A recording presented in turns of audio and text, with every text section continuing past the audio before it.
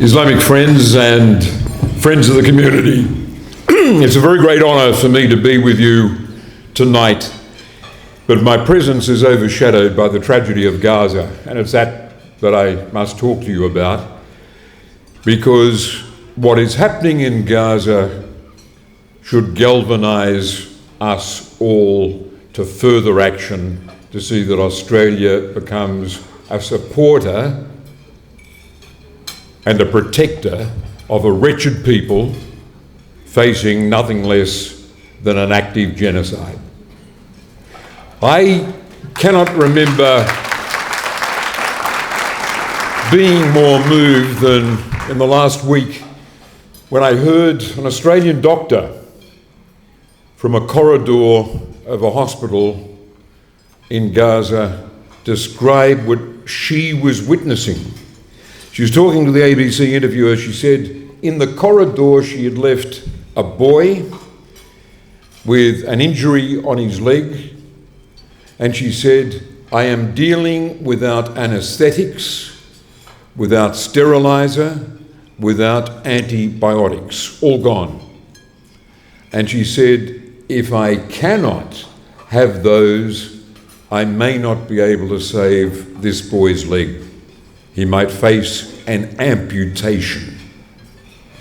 This war, conducted by Netanyahu and his bloodthirsty cabinet, is nothing less than a war against children, a war against childhood itself.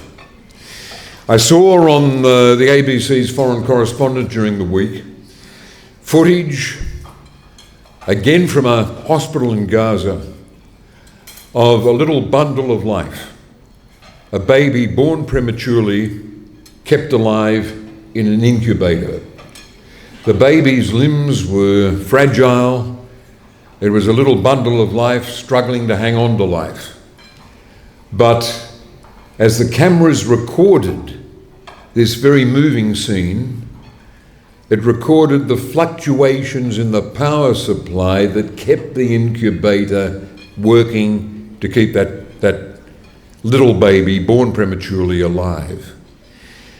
I just wondered what sort of official in the IDF or the Israeli government can make a decision about a power supply to Gaza knowing that it would deny life to a baby in an incubator.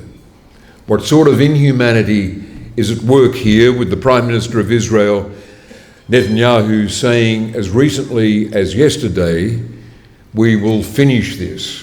We will take this to the end." What is this? This is a rolling genocide. If you destroy 80% of a people's housing and say you'll continue to demolish housing, if you say we're going to ration the supply of food so that, as we saw on Foreign Correspondent, a man with his son has to walk 45 minutes in 35-degree heat to get a little bowl of beans, not having eaten meat for months and not having access to other vegetables or to fruit, and to take this for 45 minutes in the heat back to his family. If you have medicines cut off, so apart from medicines required for war injuries, there aren't the regular medicines to deal with other human conditions. What is this? Denying medicine, denying food, wiping out housing. What is this if not genocide? If not genocide, what word is there? What word can we find to describe what Israel is inflicting in Gaza? I welcome the fact that Australians' position has moved. I welcome the fact that we've moved with like-minded countries to make the decision about recognition. I said, speaking in the last week, I said recognition is irrevocable. Recognition is a statement by Australia that there must be a Palestinian state side by side with Israel. But recognition is something else if you think about it. Recognition is a statement by a Western country, the global South, having long recognised Palestine, but for France and for Britain, for us, recognition is a statement that the Palestinian people have an equal claim to be regarded as human beings with the respect and the dignity that all human beings should be able to count on. It's as simple as that. The symbolism of us recognising Palestine is that we're saying to the Israelis, despite your shocking inhumanity, we uphold the right of Palestinians to be regarded as a people with all that goes with that, and not to face, above all, starting point, not to face the implementation of genocide. We've had splendid work done by a UN commission on this question of genocide. Its report came out on the 16th of September, and it represents a legal analysis of the conduct of Israel in Gaza pursuant to the Convention on the Prevention and Punishment of the Crime of Genocide. And it goes through all the legal tests that allow the world community to measure whether the behaviour of a nation amounts to genocide or not. And it's a long and it's a legalistic report. But by those tests, what Israel is doing in demolishing the housing, in limiting the food access to the lowest possible conceivable levels, in denying medicines, in cutting off electricity, in denying drinking water, amounts to genocide. It is an attempt by one state and one people to destroy another people. That's what genocide is, and that's what Israeli action amounts to. And I celebrate the fact that we have the first signs of the developed world recognising what is happening here. But it's got to go further. For example, we should be asking anyone seeking a visa to Australia from Israel whether they've committed war crimes. We should make that part of our law. We do it in other circumstances. If someone's seeking to come here with an Israeli passport, we should ask them whether they have ever committed war crimes, as we ask it of other people from conflict zones. We should make it absolutely clear that at a time when Israelis are talking about annexing the occupied West Bank, that we will not allow settlement products to enter the Australian market. At the very least, anything being produced in a settlement should have stated on the bottle, on the container, this was made in a settlement. All these settlements are entirely illegal under international law. That's international law. Israel's using the latest settlement expansion, E1, to end the prospect of a contiguous Palestinian state. And they're using consistent violence, systemic violence, against the suffering people of the occupied West Bank to force another Nakba, to force people out. If they leave as students, they're very likely not to be allowed to return. This is nothing less than a displacement of the occupied population of the West Bank. And we should continue to assert as a nation that occupation is wrong. It's the longest occupation in post-war history. It is entirely illegal, and it is accompanied by the settlement of the occupier's own population on land won in war, which breaches the International Convention, breaches the Geneva Protocols, which state clearly an occupying power cannot settle its own population on country won in war. We need to move with other countries, Canada, New Zealand, to see that Israel is isolated for its continued offence of the Convention on Genocide, the Geneva Protocols, and other instruments of international law. The great Mahatma Gandhi was once asked what he thought of Western civilization. His reply was he thought it would be a good idea. That was his ironic twist. He thought Western civilization would be a good idea. What is happening in Gaza, my friends, is a test of whether Western civilization takes its own values seriously. That's what this is about. Do we, all the institutions of the West, the political parties, the diplomatic networks, the churches in Western countries, the public intellectuals venting their opinions in the media, do they take the values of Western civilization seriously? If they do, they must unreservedly condemn Israel for its behaviour. Right now, as we talk here in peaceful, multicultural Adelaide, a beautiful city with a population of people from different parts of the world and different faiths who get on marvellously together, not least because of your effort, because of your character as a community being part of this. Right now, as we meet here for dinner to celebrate this 70th anniversary, there is a family of Palestinians in a street in Gaza City with all they can carry, all they're able to carry, and their home behind them is about to be demolished. Everything in it. Furniture that has been in the family maybe for generations.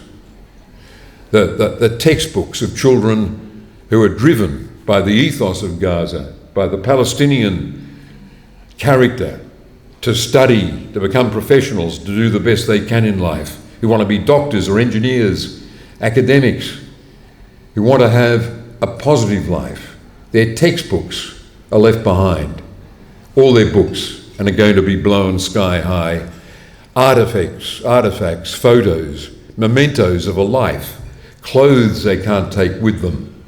And the family stands in the street at this moment, waiting for the bombs to demolish that apartment block with their home in it. And with all they can take in their arms, they're to commence a walk in what might be 40-degree heat. I'm wondering about two things. What happens to the aged grandparent in that situation? An old person with a disability. How do they survive hours of walking in the heat? And what is the trauma in the minds planted forever of a Palestinian child? Children are so sensitive, their antennas pick up everything around them. The tension in a family, a disagreement between a mother and father. How does a child with that extreme sensibility register that their house that they grew up in, the one house they can remember, is about to be blown sky high? That beloved possessions are going to be destroyed, and that they can see the weeping of their parents, the suffering of grandparents, as they commence a walk through heat into the unknown. Talk of a tent city in the south, with sewage running through its streets, with the occupants having to search all night for drinking water and have to walk hours and queue perhaps for food, and the medicines the old people need not being available. This is happening as we gather here tonight, and they're crimes of an ethno-nationalist government in Israel being deliberately committed. And people ask, what is the end point? I'm saying we can only believe that Israel's ethno-nationalists have one goal, and that is a Nakba applied to Gaza. That is 2.5 million people with their homes demolished and levelled by bulldozers, no prospect of a rebuild or a return, being told your future is in a tent city in the south, and contemplate the fact that we are talking about relocating you, evacuating you to failed states around the world that can be bribed to take you, Somalia or Libya. Now, this is a frightful demonstration of inhumanity, and we as Australians owe it to our humanity, our sense of... I am ashamed at this point to be a member of the human species that is allowing these crimes to be committed. And I'm ashamed that there's so little attention, not only in Australia but in the Western world, to the horror of a genocide happening on our watch. There are no urgent plans to get an army of intervention to go in there and force the Israelis to end this deliberate destruction of everything in sight.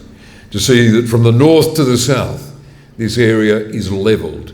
The homes are not only bombed, destroyed, but the sites are flattened. And the minister in charge, Smotrich, says, this is great news. This is the first start of a great property construction.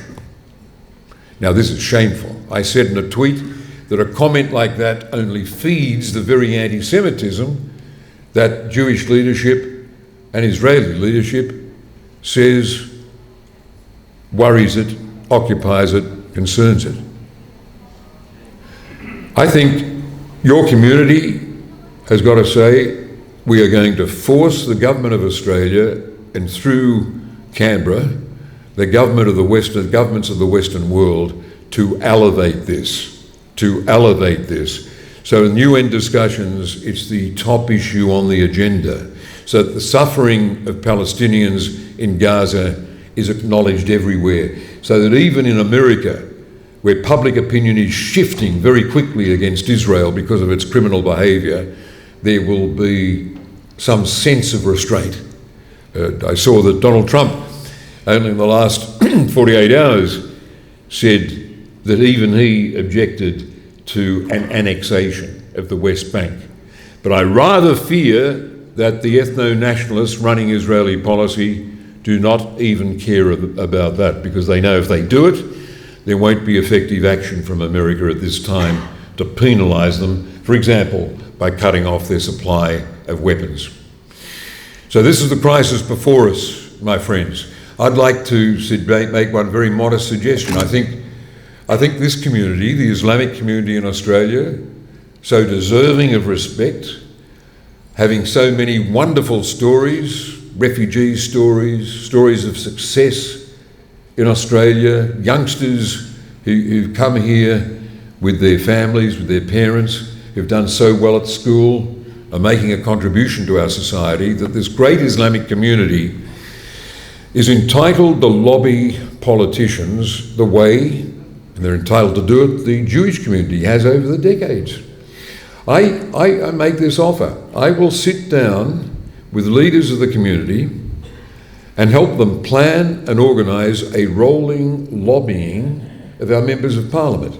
Any federal member of parliament in Australia, in every state and territory, should receive a request to meet a delegation of 20 Arab background Australians, 20 people of Palestinian heritage, in their office, in the MP's office, to hear a discussion about the apartheid laws that apply on the West Bank, the spread of settlements designed to bury a Palestinian state, above all, the war crimes that amount to a genocide in Gaza. This community has got to become as well organised, as disciplined, as systemic about its lobbying, about its approaches to politicians, as the Jewish community has been for decades. I've witnessed it, and I said to one group of youngsters from Arabic backgrounds, and I was training them in this. I was actually doing a workshop where I played the part of a member of parliament who might be hostile to Palestine and its aspirations. And I said, the strongest thing you've got in putting your case are the stories you can tell. You can tell your story of how in 1948 your family lost its home, lost its orchard in Palestine. And you can tell the story about living in a refugee camp, about the battle to get immigration to Australia. These are powerful stories. They're as powerful as the stories that the Jewish community are respected and sustained in Australia after the Second World War were able to tell about surviving the Holocaust. You can tell what settlements mean as they grow on rocky outcrops on the West Bank and take the water that once flowed to Palestinian farms, and the violence inflicted on Palestinians when, in part of Palestine that you may know, I'm saying this to the young people, there were extremist Israelis who came down and ripped out the olive trees, all designed to press Palestinians to evacuate their family lands. These are powerful stories. I want to see these stories told to decision makers in Australia according to a systemic program that mobilises the numbers we have to go and see members of Parliament. You need a coordinator for each electorate to mobilise the lobbying. You need to get, as I said, about 20, and including the young people in particular. And they need to go in with an agenda. Mr. or Madam Member of Parliament, we're here to talk about Israeli settlement expansion, 1, 2, about the apartheid laws that apply on the West Bank, but first and above everything else, the suffering of the people of Gaza, and we want you to become a champion and a defender and shift Australian government policy further. That's what we need. And you've got the strength.